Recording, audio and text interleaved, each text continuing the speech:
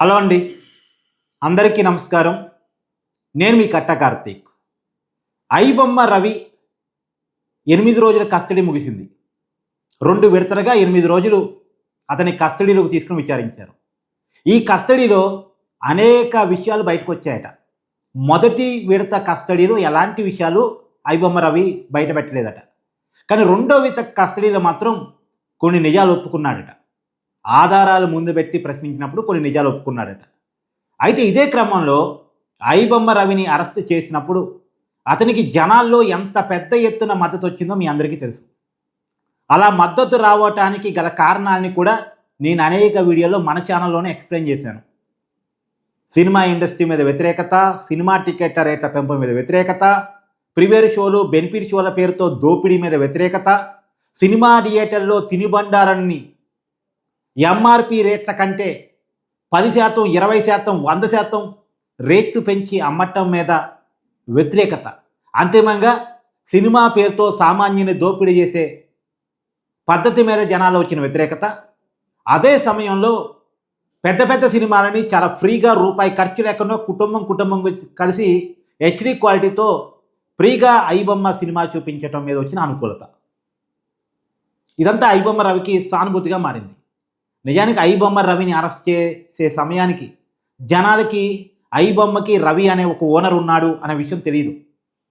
దాని ఓనర్ ఎవరో ఎవరికి తెలియదు. అరెస్టు చేసిన తర్వాత జనాలు తెలుసుకున్నారు. ఒక్కసారిగా రవికి మద్దతు వచ్చింది. అందులోనూ పోలీసులు ఫస్ట్లో సంఖ్యలేసి తీసుకెళ్లారు. సంఖ్యలేసి తీసుకెళ్లాల్సింది ఐబొమ్మ రవిని కాదు, సినిమా ఇండస్ట్రీ పెద్దలని అని జనాలు మాట్లాడే పరిస్థితి. చివరికి పోలీసులు కూడా రిలీజ్ అయిపోయారు. ఐబొమ్మ రవికి కన్విన్స్ అయిపోయారు. సహజంగా పోలీసులు ఐబొమ్మ రవిని కన్విన్స్ చేయడం కాదట, జనాల మద్దతు ఫలితమో అతను కస్టడీలో బయటకు వచ్చిన విషయాలు చూసి నివ్వెరపోయిన కారణమో తెలియదు. కానీ ఐబొమ్మ రవికి పోలీసుల ఫ్యాన్స్గా మారారట. బయటికి మీడియా లీక్స్ ప్రకారం ఒక బంపర్ ఆఫర్ ప్రకటించారట. నువ్వు అక్కడ ఉండాల్సినోడు కాదు, మాతో ఉండాల్సినోడివి. నీ మైండ్ మాకు అవసరం. నీ మైండ్ నిన్నాళ్ళు నెగిటివ్ కోసం వాడావు, ఇక పాజిటివ్ కోసం వాడు. నీకు ఒక పోలీసు ఉద్యోగం ఇస్తాం, సైబర్ క్రైమ్లో నేను పెట్టుకుంటాం. నువ్వు కనుక మాతో కలిసి పనిచేస్తే చాలా సైబర్ నేరాన్ని అరికట్టవచ్చు. ఈ మాట అంటానికి కారణం ఏంటంటే, రెండో విడత విచారణలో ఆధారాలు ముందు పెట్టి విచారిస్తుంటే పోలీసులు కూడా అంతుబట్టిన అనేక విషయాలను ఐబొమ్మ రవి చెప్పాడట.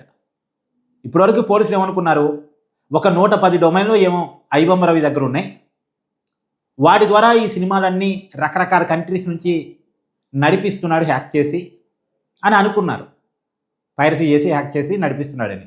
కాదు, అసలు ఐబొమ్మ రవికి తన ఫ్రెండ్స్ పేరుతో ఒక బినామీ కంపెనీలు ఏర్పాటు చేసి, ఆ బినామీ కంపెనీల పేరుతో మళ్ళీ ఒక 30 డొమైన్లు క్రియేట్ చేసి, అసలు ఎవరికి అంతుబట్టిన విధంగా ఏ డొమైన్ ద్వారా ఏ సినిమాని పైరసీ చేసి హ్యాక్ చేసి రిలీజ్ చేస్తున్నాడు అనేది అంతుబట్టకుండా నడిపిస్తున్నాడు అనే విషయం తెలుసుకున్న తర్వాత, ఇలాంటి వ్యక్తిగత డిపార్ట్మెంట్లో ఉండాల్సింది అని చెప్పేసి పోలీసులు ఒక బంపర్ ఆఫర్ ప్రకటించారట.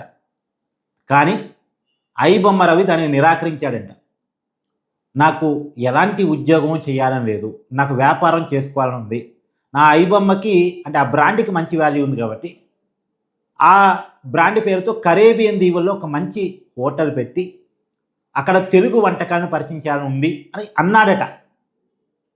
ఇదంతా కూడా మీడియా లీక్సే, రియల్ టైంలో ఇంతవరకు తెలియదు, కానీ అలా అన్నాడట. ఒకవేళ ఐబొమ్మ రవి నిజంగా అలా చెప్పినా అలాగా చేస్తాడని గ్యారంటీ లేదు. మామూలుగా పోలీస్ కస్టడీలో చెప్తూ ఉంటారుగా, తమకు అనిపించింది ఆ పూట కనిపించింది చెప్తూ ఉంటారు, దాన్ని పాటిస్తారు అని గ్యారంటీ ఏం లేదు. అంటే జైలు జీవితం అయిపోయిన తర్వాత, అంటే అతనికి బెయిల్ వచ్చిన తర్వాత కరేబియన్ దీవుల్లో ఒక హోటల్ పెడతాను, అక్కడ తెలుగు వంటకాన్ని పరిచయం చేస్తాను, నా జీవితం మొత్తం అక్కడే గడుపుతాను అని చెప్పేసి ఐబొమ్మ రవి చెప్పాడట. కానీ ఏదేమైనా ఒకటి, పోలీసులు బంపర్ ఆఫర్ ప్రకటించారు అన్న వార్త మాత్రం కొద్దిగా సెన్సేషనే. అంటే జనాలు ఫ్యాన్స్గా మారటం వేరు, చివరికి పోలీసులు ఫ్యాన్స్గా మారితేనేగా.